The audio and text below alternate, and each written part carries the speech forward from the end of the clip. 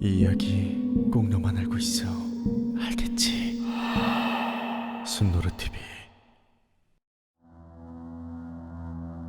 2006년 4월 1일 발생한 이 전대미문의 실종 사건은 아직까지도 조그마한 실마리조차 찾지 못한 채 미제로 남아있는 기괴한 사건입니다. 브라이언 셰퍼. 그는 1979년 미국 오하이오주 출신으로 188cm 큰 키에 80kg 정도의 다부진 체격을 가졌었고 실종 당시 그의 나이는 27살이었다 합니다. 또한 의사가 되기 위해 오하이오 주립대학교 의과대학을 다니고 있었던 인재였다 하는데요. 그에겐 대체 무슨 일이 있었던 걸까요? 셰퍼는 사건 하루 전날인 2006년 3월 31일 봄학기 중간고사 시험을 끝낸 상태였는데 이날 셰퍼의 아버지는 그와 스테이크를 먹으며 저녁을 함께했다 합니다. 그런데 셰퍼는 전날 시험 벼락치기를 한 상태라 많이 피곤해 보였고 이 아버지는 일찍 잠에 들어 쉬는 게 어떻겠냐고 제안했다 하는데요. 하지만 셰퍼는 애써 웃으며 오늘은 조금 마시고 싶어라 말하곤 오랜만에 대학교 친구 클린트와 함께 술집으로 향했다 합니다. 그날 밤 셰퍼와 그의 친구는 여러 곳에 바를 돌며 술을 마셨고 조금씩 취해갔습니다. 그리고 이 과정에서 우연히 메러디스란 여성 지인을 만나게 되었는데 이와 함께 술을 마시게 되었죠. 그리고 이들이 마지막으로 향한 곳은 어글리투나 살루나란 이름의 그릴바로, 이곳은 투박한 느낌의 복합 건물 2층에 위치한 술집이었는데 당시 이곳은 이 지역 대학생들이 가장 많이 찾는 장소 중 하나였다고 합니다. 그리고 건물 곳곳에는 CCTV와 관리인들도 배치되어 있어 어떤 사고가 일어나면 신속하게 대응할 수 있는 환경이었다 하는데요. 실제로 CCTV엔 셰퍼가 가게 안으로 들어가는 모습이 찍혀 있었고 건물 관리인들도 그가 가게 안으로 들어가는 것을 목격했다 합니다. 이때의 시간은 자정이 지난 후인 4월 1일 새벽 1시. 바 안쪽은 주말이라 그런지 사람들이 많았고 혼란스러운 분위기 속에서 셰퍼와 친구들은 자연스럽게 모두 흩어졌다고 하는데요. 목격자들에 따르면 셰퍼는 같은 대학의 지인들과 이야기를 나누며 술을 마셨고 너무나 일상적이고 평화로운 분위기라 이렇다 할 사건 같은 건 전혀 없었다 합니다. 그렇게 즐겁고 소소한 주말의 시간은 흘러갔는데 어느덧 시간은 가게 마감 시간인 새벽 2시에 가까워졌다 하는데요. 그런데 1시 55분 셰퍼가 바 입구 쪽 CCTV에서 목격됩니다. 이때 그는 바에서 처음 만난 두 명의 여성과 대화를 1분간 나누었는데 이후 셰퍼는 다시 바 입구 쪽으로 향하며 사라집니다. 5분 뒤 2시가 되자 많은 인파가 한꺼번에 건물 밖으로 나왔고 셰퍼와 함께 온 클린트와 메르디스도 건물 밖에서 그가 나오길 기다렸다 하는데요. 그런데 아무리 기다려도 셰퍼는 나오지 않았고 이상함을 느낀 친구들은 경비원에게 친구가 나오지 않았다라 말했지만 텅 빈 바에는 종업원들 외에 그 누구도 남아있지 않은 상황이었다 합니다. 너무나 이상한 일이었죠. 분명 방금 전까지만 해도 멀쩡히 서서 대화를 나누었던 건장한 청년이 다시 바로 향한 지 5분 만에 흔적도 없이 증발하듯 사라진 겁니다.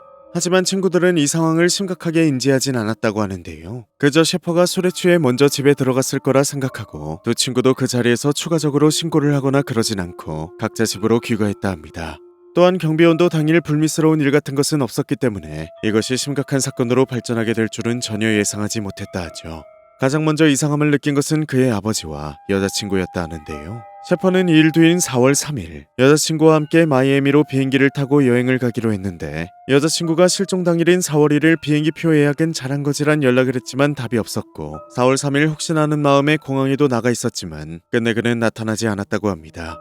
아버지 같은 경우는 셰퍼가 최근 어머니가 투병 중 사망하여 그 충격으로 인해 잠깐의 일탈의 시간이 필요할지도 모른다라 생각해 처음엔 애써 침착하려 했지만 셰퍼의 차는 집 앞에 그대로 놓여져 있었고 아들의 여자친구의 말까지 들으니 사태가 심각하다는 것을 느껴 경찰에 실종 신고를 했다 합니다.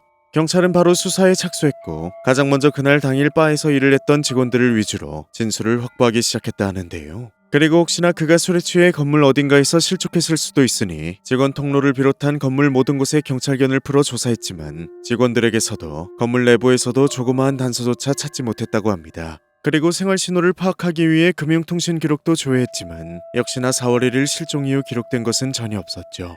그리고 그의 주변 인물들도 시문을 피해갈 수 없었는데 경찰은 혹시나 강력사건이 될 수도 있으니 거짓말 탐지기까지 동원해 그의 아버지, 셰퍼와 가깝게 지내던 친구들, 그리고 당일 그와 함께 술을 마셨던 2명의 친구들을 신문했는데요. 그런데 모두가 거짓말 탐지기를 통과하고 자신의 알리바이를 밝혀 문제없이 지나갔지만 그날 그와 함께 있었던 친구 중 한 명인 클린트 플로렌스, 그는 이상하게도 거짓말 탐지기를 동반한 신문에 동의하지 않았고 극초반을 제외하곤 추가적인 수사에도 비협조적이었으며 나중엔 모든 소통을 변호사를 통해서만 하겠다라 통보하곤 완전히 선을 긋듯이 연락을 끊어버립니다. 경찰은 이 말도 안 되는 사건을 해결하기 위해 제보도 적극적으로 받고 실종 장소를 몇 번씩이나 재탐문하는 등 정말 최선의 노력을 다했는데요. 하지만 그 노력과는 별개로 아무것도 찾아낼 수도 알아낼 수도 없었다 합니다.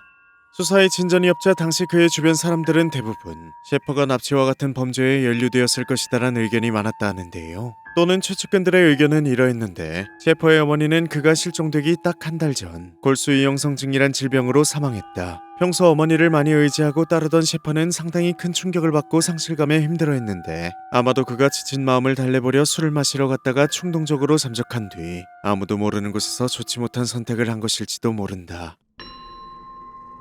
이후 이 사건은 어떻게 되었을까요? 그의 친아버지만큼 셰퍼를 찾고 싶어하는 사람은 역시 그의 여자친구 알렉시스였습니다. 셰퍼의 전화기는 실종 이후 꺼졌지만 그녀는 혹시나 하는 마음에 매일매일 잊지 않고 셰퍼에게 전화를 걸었다 하는데요.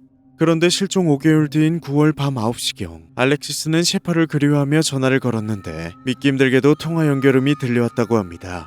하지만 연결음은 짧게 유지되다가 끊겼으며 다시 전화를 걸었을 땐 또 똑같이 전화가 꺼져 있었다고 하는데요. 알렉시스는 이 사실을 곧바로 경찰에게 알렸고 경찰이 수신 위치를 조사하자 수신지는 사건 장소로부터 약 23km 떨어진 조용한 교외 지역이었다 합니다. 곧바로 경찰은 이 지역으로 출동해 다시 한번 대규모 조사를 벌였지만 수신지를 특정할 수 있는 범위가 너무나 광범위해 세세한 곳 모두를 찾아볼 순 없었고 안타깝게도 이번에도 빈손으로 돌아가야만 했다 합니다. 이때는 투지로 기지국이 운영되던 시기이고 또 연결이 너무 짧았기 때문에 셰퍼의 통신사는 통화가 연결된 것은 일시적인 통신 오류일 확률이 높다라 말했다 하는데요. 이후 평소 조용하고 과묵하던 성격의 셰퍼의 아버지 랜더 셰퍼는 경찰의 노력에도 사건의 진전이 없자 침묵을 깨고 적극적으로 방송에 나와 얼굴을 공개하고 여러 인터뷰에 응하며 아들을 간절히 찾기 시작했습니다. 그런데 하늘은 왜 이렇게까지 이들 가족에게 가혹했어야 했는지 사건 2년 후인 2008년 9월 랜디 셰퍼는 일요일 오후 6시쯤 집을 나섰는데 그 순간 태풍의 영향으로 집 앞의 나무가 쓰러졌고 그것이 그대로 그를 덮쳐 그 자리에서 사망하게 되었다 합니다. 이제 혈육 중 유일하게 남은 것은 셰퍼의 동생 데릭 셰퍼로 그는 2026년 현재까지도 여전히 형의 실종을 포기하지 않고 제보를 위한 SNS와 개인 사이트를 운영하며 희망의 끈을 놓지 않고 있다는데요. 2026년 올해는 사건이 발생한 지 정확히 20년이 되는 해인데 그는 언론사 인터뷰를 통해 이와 같이 말했습니다.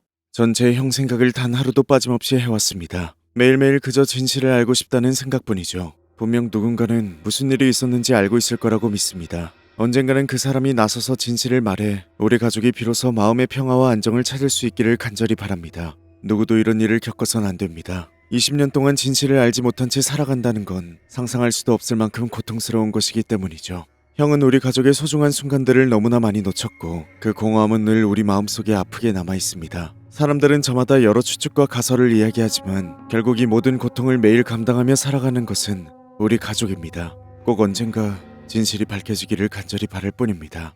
CCTV까지 있는 환경에서 단 5분 만에 사라진 27살의 청년. 그날 밤 그 5분 동안 셰퍼에겐 대체 무슨 일이 일어났던 걸까요?